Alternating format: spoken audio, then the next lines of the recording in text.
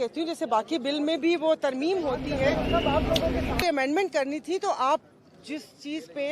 वो कहते हैं ना कि बड़े बड़े लोगों को एतराज़ हैं मिस इन्फॉर्मेशन और डिस इन्फॉर्मेशन पे, मेरे ख्याल में अगर मिस और डिस ना होगा तो फिर ये दुकानदारी चल नहीं सकती। लेकिन जो आपकी सहाफ़ी बरादरी के हकूक़ हैं, एटलीस्ट आप उसको तो ना सबोताज करते ना।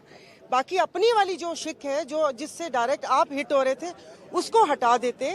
और बाकी जो उनकी तनख्वाहों के तहफ़्फ़ुज़ का बिल है वो तो मेरे ख्याल में रहना चाहिए था, और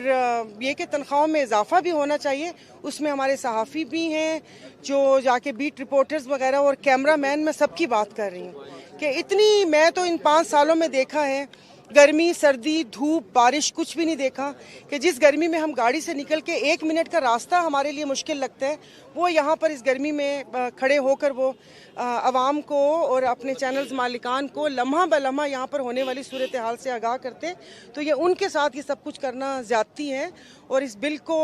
कोई भी आप अमेंडमेंट कर दीजिए कि जिससे वो जो डायरेक्ट हिट होते हैं डिस और मिस से, तो बाकी तो होना चाहिए।